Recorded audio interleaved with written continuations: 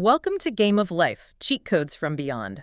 I mean, imagine glimpsing a truth so profound that you simply cannot unsee it. Like your brain's operating system just got a permanent upgrade. Today, we're doing a deep dive into this rather fascinating concept from L.A. Fairhoff's book, 7 Universal Truths from Near-Death Experiences. Yeah, it's a truly compelling premise, honestly. The book distills lessons from thousands of these experiences. Right, which is quite an undertaking. Definitely. Yeah. But it's not presented as, like, campfire ghost stories about the afterlife.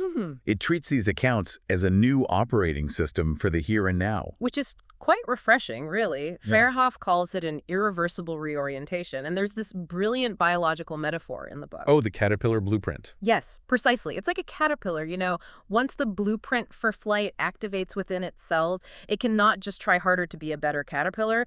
The DNA has fundamentally changed its purpose. But I do have to push back a bit here. Okay, yeah, go for it.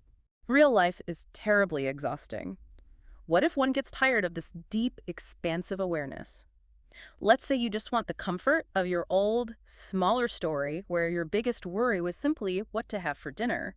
Surely there's a psychological retreat button. I completely get the appeal of a retreat button, especially when things get overwhelming. Yeah.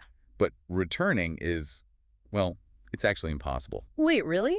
Not even a little bit. No, think of it like walking around your whole life with an upside-down map. The moment someone turns it right side up and you finally understand the true geography of where you actually are, you can't force your brain to pretend north is south again. Because you have actually seen the terrain. Spot on. And let's look at the how and why behind that permanence. When experiencers realize that love is the foundational force of the universe and that consciousness doesn't end with the physical body, their entire cognitive framework shifts. The psychological pathways sort of rewire themselves. Yeah, the ones governing fear, ego, and isolation.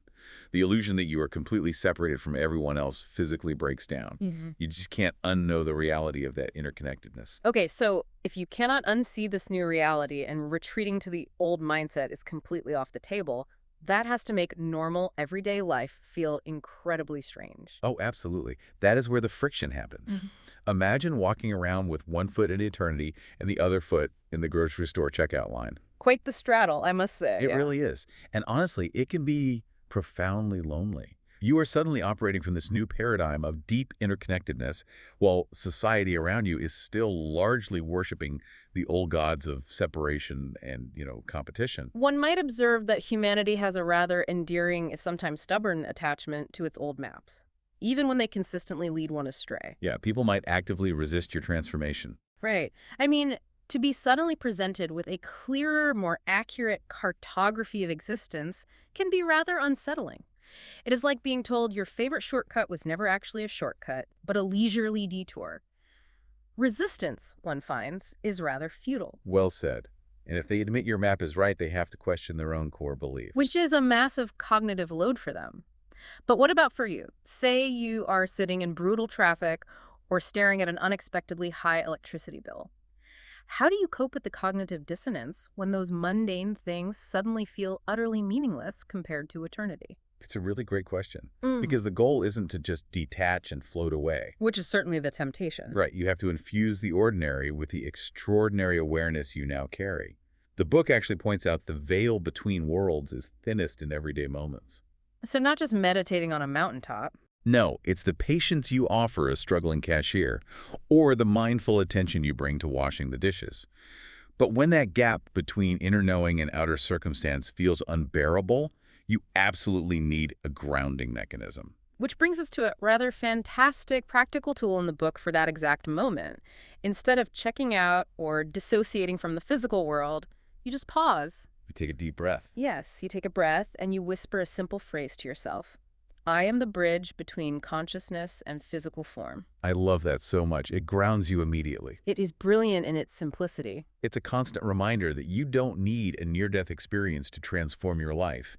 You simply need to trust your new map and let it naturally reshape your choices, breath by breath. It gives purpose back to the traffic jam or the electricity bill. Yeah, you're the bridge in those moments too. So, as you go about your day today, we want to leave you with this final provocative thought.